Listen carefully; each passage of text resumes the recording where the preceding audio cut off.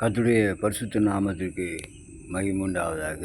அதாவது கண்டினியூஸ் சொல்லுகிறேன். கர்த்தருக்கு ஸ்தோத்திரம். என்ன சொல்கிறது சொன்னால், ஊழியக்காரங்க பிரசங்கம் செய்கிறாங்க, விசுவாச மக்களுக்கு ஆராதனை கூட்டம் நடத்துகிறாங்க. ஆனால் அவங்க செய்கிற காரியங்கள் மக்களுக்கு அது ஒரு இன்ட்ரெஸ்டிங்காக இருக்கணும். கர்த்தருக்கு ஸ்தோத்திரம்.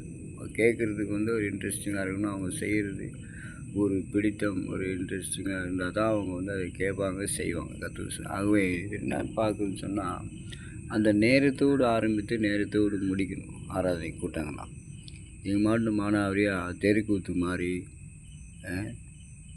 உலகத்தில் காரியங்கள் மானாவரியாக நேரங்காலம் தெரியாமல் இப்படியா செய்யும்போது தான் அந்த கிறிஸ்துவ வசனங்கள் இவங்க செய்கிற காரியங்கள்லாம் அது பிரயோஜனமற்றதாக இருக்குது. கர்த்தருக்கு ஸ்தோத்திரம். பாருங்கள், இவ்வளோ காலமாக நம்ம இந்தியா தேசத்தில் கிட்டத்தட்ட சுதந்திரம் வாங்கின பிறகுலேருந்து ஒரு 75 76 வருஷங்கள்லாம் இவங்க பிரசங்கம் பண்ணுறாங்க.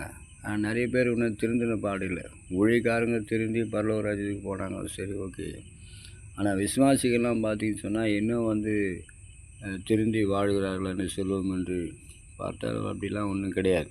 ஆகவே காரணம் என்னன்னு சொன்னால், இவங்க செய்கிற காரியங்கள் பிரசங்கம் பண்ணுறது, உபதேசிக்கம் பண்ணுறது இன்னும் கொஞ்சம் சரிப்படுத்தணும். அதுதான் சொல்ல வந்தேன். கர்த்தருக்கு ஸ்தோத்திரம். அது எப்படின்னு சொன்னால், நேரத்தோடு ஆரம்பித்து நேரத்தோடு முடிக்கணும். ஷார்ட் அண்ட் ஸ்வீட்டுன்னு சொல்கிறாங்க. அந்த மாதிரி இந்த வேத வசனங்களை இவங்க அதை முக்கியப்படுத்தணும். பார்த்தீங்கன்னா சாப்பாடு மற்ற காரியங்கள் தான் முக்கியப்படுத்துகிறாங்க. கர்த்தருக்கு ஸ்தோத்திரம். வேத வசனத்தை, அதாவது கர்த்தருடைய வார்த்தையை இவங்க முக்கியப்படுத்த வேண்டும். கர்த்தருக்கு ஸ்தோத்திரம்.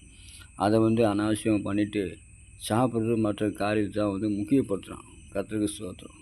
ஆகவே இதெல்லாம் கொஞ்சம் கவனித்து, இந்த கடைசி நாட்களில் ஊழியக்காரங்க தான் நிறைய மனம் திரும்பி மக்கள் எப்படி அதை ஏற்றுக்கொள்வார்கள் என்பதை